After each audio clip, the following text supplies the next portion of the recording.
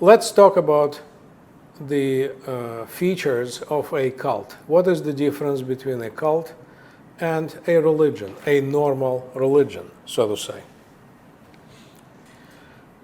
So first of all, cults are usually very young religious movements. And cults are usually led by charismatic leaders. Leaders who are able to mesmerize the public and their followers.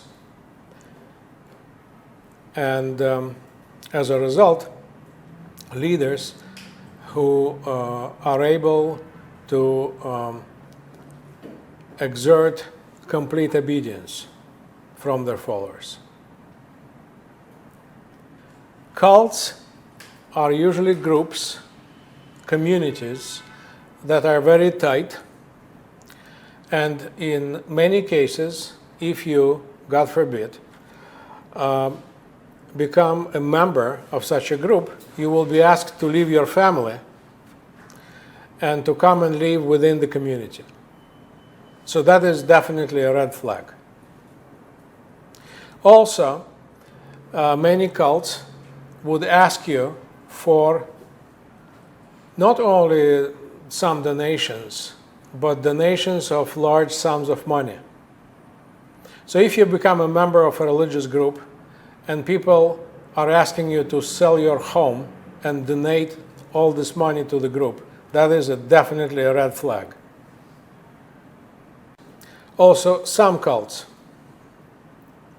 may have problems with traditional medicine.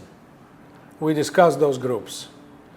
Jehovah's Witnesses is one of them, Christian Science, Scientology, people who would prefer alternative medicine, spiritual healing, but who would refuse blood transfusion or psychiatric drugs. This is another red flag. Finally, many cults would disassociate themselves from the rest of society. They would see everything in black and white. They would see themselves as the only group that is being saved, and the rest of the world that is drowning and going to hell. So all of these, and some others, all of these are definite features of a cult.